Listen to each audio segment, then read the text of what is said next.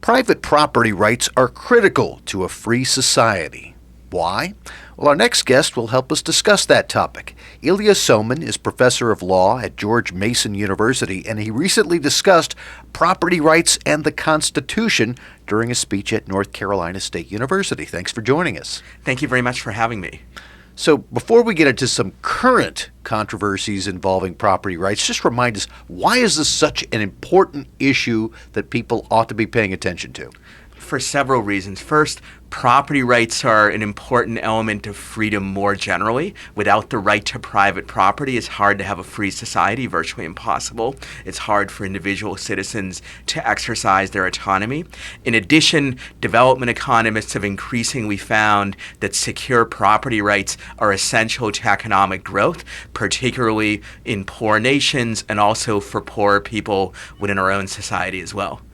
What does our Constitution say about property rights and protecting them? The Constitution has several provisions protecting property rights. Perhaps the most important is the Takings Clause of the Fifth Amendment, which says that the government can only take private property for public use and also must pay just compensation. In addition, there is the due process clauses of the Fifth and the 14th Amendment, which ensure that government cannot take away your property without due process of law.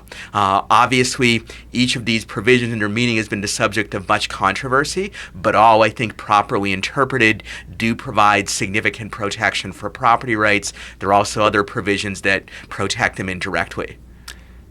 Has support for private property rights waxed and waned at all over the years? Definitely. So certainly in the early republic, protecting property rights was one of the main objectives of the federal Constitution, was one of the reasons why the founders set it up in the first place. Also, while there was a lot of debate over property rights in the 19th century and over the meaning of these provisions that I've just described, still generally speaking, the dominant view in state and federal courts and also among legal experts of that time was that there should be strong judicial protection for property rights. That began to wane in the progressive era in the late 19th and early 20th century. And at least with respect to judicial review by federal courts, it collapsed almost entirely after the New Deal era, beginning from the 1930s to roughly the 40s and into the 50s. There has been somewhat of a revival over the last 30 years, though I think that revival falls short in some places and it's still highly controversial. But overall, there has been a challenge to what used to be the post-New Deal orthodoxy, which said that the judiciary should provide little or no protection for property rights. That is the voice of Professor Ilya Somin of George Mason University. He has discussed property rights in the Constitution during a speech at North Carolina State University. Also, the author of The Grasping Hand, Kelo versus City of New London and the Limits of Eminent Domain. And also, if you are interested in learning a little bit more about eminent domain, one of the people involved in the book Eminent Domain, A Comparative Perspective. Now, we're talking generally about property rights, but there are also some current controversies involving property rights. What's one of the main ones you're watching right now? One big one that perhaps many of you have seen in the news is going on in Houston right now. As I think most people know, large parts of Houston were flooded during Hurricane Harvey.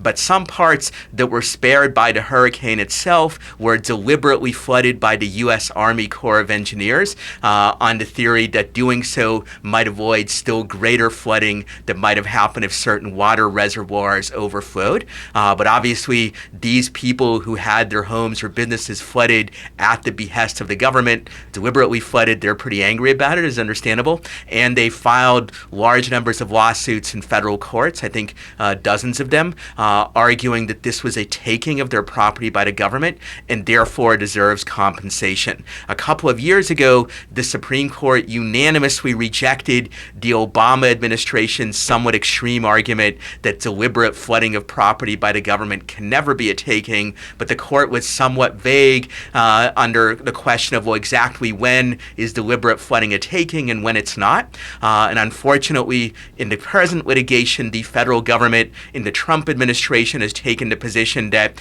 if the flooding happened only one time, it's never a taking, no compensation. Critics call this the one free flood rule. I think that this doesn't make much sense, and that if the government inflicts severe damage on your property by flooding it, it should be considered a taking. They may have a good reason for doing it, just as they may have a good reason sometimes for taking your property to build a road or some other public facility. But the Constitution, I think, still requires the payment of compensation in such cases. So I think these Houston cases are not only important in themselves, because there are large numbers of people involved, but they will likely set important precedents for future situations like this, because sadly, this probably won't be the last time that the government deliberately floods property.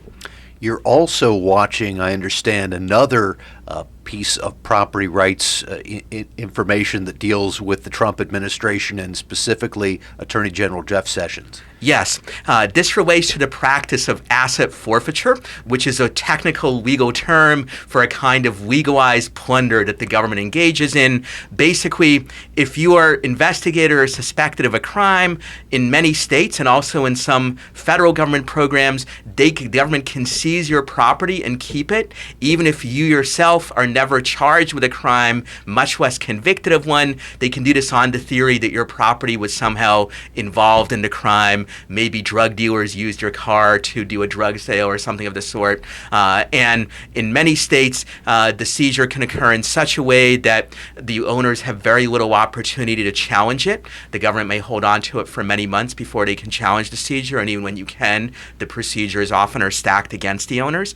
There have been reform efforts in many states to try to fix this problem, but in recent years, increasingly in those states where reform efforts have cracked down on this practice, both by limiting seizures and also limiting the ability of law enforcement agencies to keep the plunder for themselves. This has been gotten around by the state law enforcement working with the federal government in what is known as equitable sharing. So in technical lingo, the federal government adopts adopts the seizure, and then they distribute some of the loot back to the state law enforcement agencies, thus getting around state law prohibitions.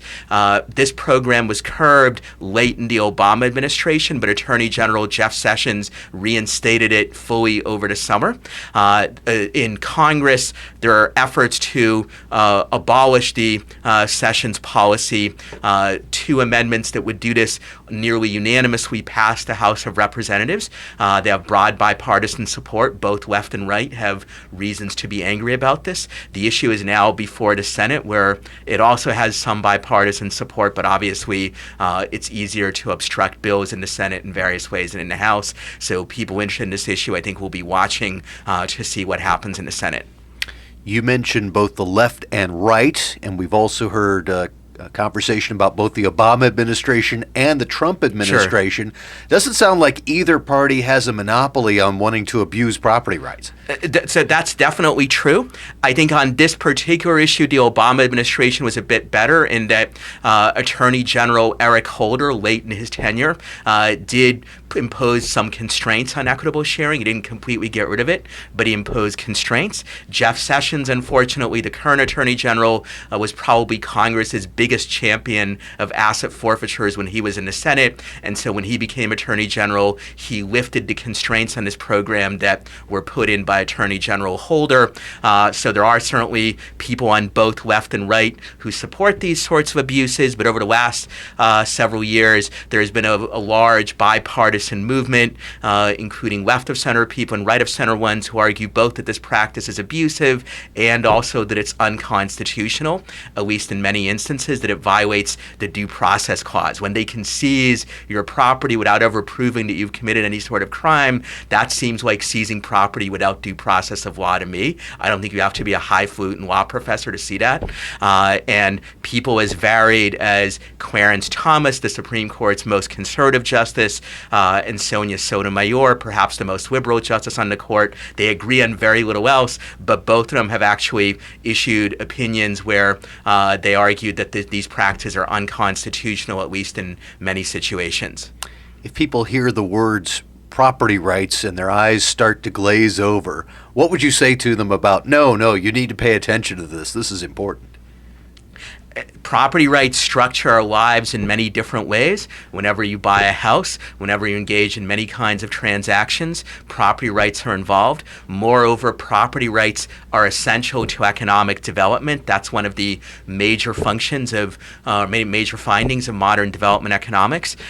In cities where property rights are severely restricted, it destroys a great deal of wealth, both in this country and abroad, particularly for the poor, including, by the way, the white working class poor, whom we've heard so much about in recent elections. One of their problems is that restrictive zoning laws make it very difficult, compared to in the past, to move to areas with job opportunities. So if you're in a town that's deindustrializing or suffering from the opioids epidemic or the like, it's now much harder to move to areas of the country, for instance, a place like Silicon Valley or New York City or others, where there might be more jobs. But if you can't afford to live there, which because of restrictive zoning laws often people can't, then you may be stuck where you are.